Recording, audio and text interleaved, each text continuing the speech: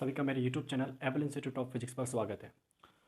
आज हम पढ़ने वाले हैं, आज का जो टॉपिक लेने वाला है वो होने वाला है न्यूटन लॉ ऑफ मोशन, यानी कि न्यूटन के गति के नियमों के बारे में आज अपन जानने वाले हैं। ये कंपटीशन पेपर के लिए भी बहुत इंपॉर्टेंट टॉपिक है। यदि मैं कंपटीशन की बात करूँ, ये आपके 9th क्लास स्टैंडर्ड के जो बच्चे हैं या 10th क्लास के स्टैंडर्ड के बच्चे हैं उनके भी बेसिक कंसेप्ट को मजबूत करता है। सेकेंड वन, 11th क्लास या नीट की पेपर्स की बात करूँ तो उसमें बहुत इंपॉर्टेंट रोल प्ले करता है। यानी मैं कहूँ कि फिजिक्स में आपको बेसिक्स बहुत इंपॉर्टेंट करने हैं या उसमें मैकेनिक्स का इंपॉर्टेंट पोर्शन कंप्लीट करना है, तो न्यूटन लॉ ऑफ मोशन वही इंपॉर्टेंस देता है, राइट नाउ। तो आज अपन पढ़ने वाले हैं न्यूटन लॉ ऑफ मोशन, जिसे एनएलएम कहते हैं। आपको पता होगा कि न्यूटन ने 3 रूल्स दिए थे। न्यूटन के गति के 3 नियम अपन लोग जानते हैं। जो जो प्रथम नियम था वो लोग जड़त्व के नियम के नाम से जानते हैं, जिसे बोलते हैं लॉ ऑफ इनर्शिया। इंग्लिश में क्या बोलते हैं बच्चों? लॉ ऑफ इनर्शिया बोलते हैं बच्चा। वहीं बात करें दूसरे लॉ की, सेकंड लॉ की बात करें तो सेकंड लॉ किसको बोलते हैं? मोमेंटम कंजर्वेशन को रिप्रेजेंट करता है, यानी कि सेकंड लॉ संवेग संरक्षण के नियम को रिप्रेजेंटेट करता है, ठीक है। थर्ड जो बहुत इंपॉर्टेंट है वो है कौन सा वाला? एक्शन टू रिएक्शन, यानी क्रिया की प्रतिक्रिया के नियम को रिप्रेजेंट करता होगा, ठीक है। कई बार बहुत अच्छे कॉम्पिटिशन पेपर्स में आते हैं ये लोग। जैसे मैं आपसे पूछूं कि इस वर्ल्ड से, इस दुनिया से फोर्स को समाप्त कर दिया जाए, यानी बल को समाप्त कर दिया जाए, तो इस अर्थ पर क्या किस टाइप की चीज़ें होगी? तो आप लोग सोचो कि मैं कहूँ कि फोर्स इजिकल्स टू मैंने क्या कर दिया अपना? 0 कर दिया, यानी बल की वैल्यू कितनी कर दी है मैंने? 0 कर दी है। अब बल की वैल्यू 0 करने से क्या हुआ कि यहाँ पे कोई ऑब्जेक्ट है, सपोजिट ये अपन मान लेते हैं कोई ऑब्जेक्ट है जो कि इस टाइप का कोई ऑब्जेक्ट है जो कि रिमूव हो सकता है। इस पर फोर्स नहीं लगेगा तो जो इसकी इनिशियल वेलोसिटी सपोजिट ये रुका हुआ था, यानी किस में था? इसकी वेलोसिटी कितनी थी? 0। क्या इसकी वेलोसिटी चेंज होगी? तो आप कहोगे सर इसकी वेलोसिटी चेंज नहीं होगी। मैं पूछूंगा आपसे क्यों नहीं होगी? भाई ना तो मूव कर रहा है। मैं कहूँ कि ये सपोज दैट इस कंडीशन में, यानी ये फर्स्ट कंडीशन थी, ये सेकंड कंडीशन है। सेकंड कंडीशन में वेलोसिटी मैंने 5 मीटर पर सेकंड कर दिया। कितनी कर दी बच्चा? 5 मीटर पर सेकंड है इस सिचुएशन में। इस सिचुएशन में इस बॉडी की 5 मीटर पर सेकंड है और इस पर कोई फोर्स नहीं लग रहा है। तो फोर्स नहीं लग रहा तो आपसे पूछे बताओ इसकी वेलोसिटी क्या होगी? तो आप लोग कहोगे सर इसकी वेलोसिटी 5 मीटर पर सेकंड होगी, यानी कि वेलोसिटी में कोई चेंजेस नहीं आ रहा है, यानी वेलोसिटी क्या है? कांस्टेंट। अब इसको बोलने का तरीका ये होता है कि बॉडी अपनी पोजीशन में चेंज का क्या करती है? अपोज करती है। यानी न्यूटन का जो फर्स्ट लॉ है एनएलएम, जो फर्स्ट लॉ रिप्रेजेंटेट करता है NLM, Newton law of motion first, वो क्या कहता है हमें? फर्स्ट लॉ कहता है भैया कि बॉडी अपनी पोजीशन में चेंजेस का क्या करती है? अपोज करती है। बॉडी क्या करती है? अपने अंदर जो चेंजेस हो रहे हैं उनका अपोज करती है, ठीक है भाई। तो इसका मतलब क्या है सर? यानी मैं कहूँ कि कोई बॉडी रेस्ट में स्टेशनरी है, स्टेशनरी है तो बॉडी क्या होगी? स्टेशनरी रहेगी, यानी उसकी वेलोसिटी कितनी होगी? 0 होगी। और इसकी बात करें यदि कोई वेलोसिटी क्या कर रही है? कांस्टेंट वेलोसिटी से चल रहा है तो मूव कर रही है, तो लगातार मूव कर रही होगी, यानी वो रुकेगी नहीं या उसकी वेलोसिटी में कोई चेंजेस नहीं होंगे। हिंदी में बोले तो इसका सिंपल सा बच्चा पार्टी एक रूल लिखवाते हैं, आपके स्कूल्स में भी लिखवाते होंगे कि कोई भी वस्तु अपनी स्थिति में परिवर्तन का विरोध करती है, यानी चेंज इन पोजीशन का क्या करती है? अपोज करती है बॉडी। और यदि मैं कहूं कि उस पर कोई फोर्स, यदि कोई बाह्य बल आरोपित नहीं किया जा रहा है, यानी उस पर कोई फोर्स, एक्सटर्नल फोर्स अप्लाई नहीं किया जा रहा है, तो बॉडी अपनी उसका क्या करती है? पोजीशन का अपोज करती है, चेंज का, ठीक है। यदि वस्तु गतिशील है तो गतिशील रहेगी, स्थिर है तो स्थिर रहेगी। तो इस गुण को अपन जो बोलते हैं ना वो जड़त्व बोलते हैं। हिंदी में जड़त्व बोलते हैं, इंग्लिश में मोमेंट ऑफ इनर्शिया बोलते हैं। क्या बोलते हैं बेटा?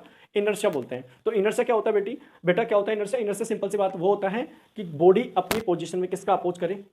बॉडी अपनी पोजीशन में चेंजेस का अपोज करे तो उसे अपन बोलते हैं इनर्शिया। अब इनर्शिया बहुत टाइप के होते हैं, लेकिन वो आगे वाली क्लासों में आप लोगों को जानने को मिल जाएंगे। इनर्शिया 3 टाइप का होता है, ठीक है। ये तीनों टाइप के इनर्शियाज अपन जान लेंगे नेक्स्ट वाली क्लास में। इसके एग्जांपल्स आप क्या देख सकते हो? आपने बॉल का एग्जांपल देख लिया, ट्रॉली का भी एक एग्जांपल है।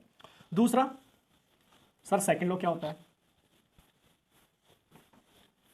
सेकंड लॉ क्या होता है? एनएलएम का जो सेकंड लॉ है, एनएलएम सेकंड लॉ, या ऐसे बोले दूसरा नियम, गति का दूसरा नियम। क्या है ये दूसरा नियम? अब बोल रहा हूं कि फोर्स की value is not equal to 0, is not equal to 0, यानी कि फोर्स की वैल्यू कितनी नहीं है भाई? 0 नहीं है। 0 नहीं है तो क्या होगा सर?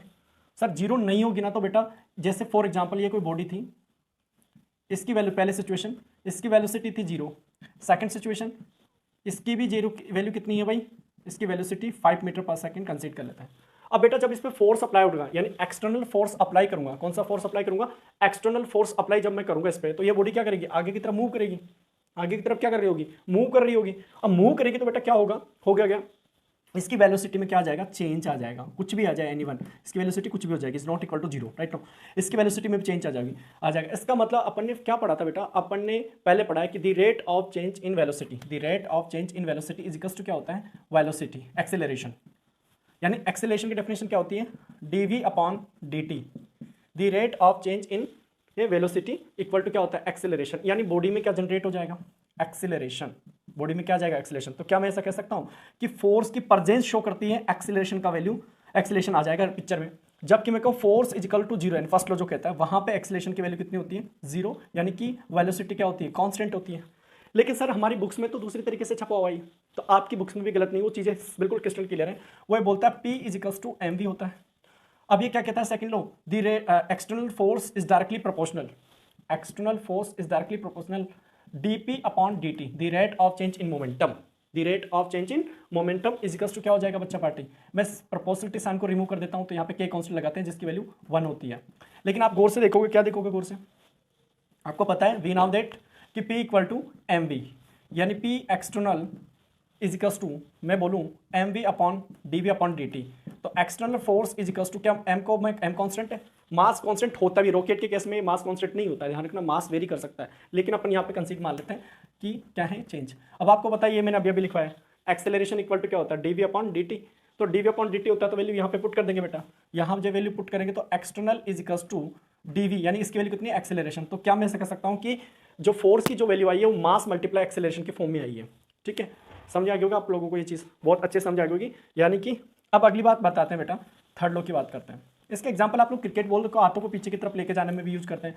ये सब लोग अपन एग्जांपल, इनकी एप्लीकेशन नेक्स्ट वाले वीडियो में अपन देखने वाले हैं, फिलहाल इस वीडियो में लॉज देखेंगे। ठीक है, थर्ड लॉ ये क्या कहता है भाई, ये कहता है कि एवरी रिएक्शन का क्या होता है अपोजिट होता है। जैसे फॉर एग्जाम्पल ये कपल फोर्सेस को रिप्रेजेंटेट करता है, यानी फोर्स सिंगल फोर्स इस दुनिया में नहीं होता है, फोर्स किस में पाया जाए युग्म अवस्था में पाए जाते हैं। यानी मैं इस पर 10 न्यूटन फोर्स अप्लाई करूं, कितना है 10 न्यूटन फोर्स अप्लाई करूंगा, तो ये बॉडी भी कितना अप्लाई कर रही होगी 10 न्यूटन फोर्स अपोजिट डायरेक्शन में अप्लाई कर रही होगी। यानी मैं कहूँ कि 1 to फोर्स लगा रहे हो आप, तो उस पर जो फोर्स लगेगा वो नेगेटिव लगेगा, नेगेटिव टू 1, यानी इनका मैग्नीट्यूडली सम इक्वल होगा। ये अपना किसको रिप्रेजेंटेट करता है, ये थर्ड लॉ को रिप्रेजेंटेट करता है। आज के इस वीडियो में आप लोगों को बेसिकली मैं जो बताना चाह रहा हूँ उसके पीछे एक पर्पज है, क्या है कि 9th क्लास के बच्चे या जो कंपटीशन के जो बच्चे प्रिपरेशन कर रहे हैं उनके लिए भी बहुत इंपॉर्टेंट हो जाएगा वीडियो, इसीलिए थोड़ा सा इस वीडियो को शॉर्ट बनाया है। इसके बाद में जो नेक्स्ट वीडियो आने आएगा वो स्पेसिफिक होगा IIT JEE के लिए, और साथ में किसके लिए नीट के लिए बच्चों के लिए, और 12th 11th क्लास के बच्चों के लिए तो है ही है साथ में। ठीक है, आज का वीडियो यहीं समाप्त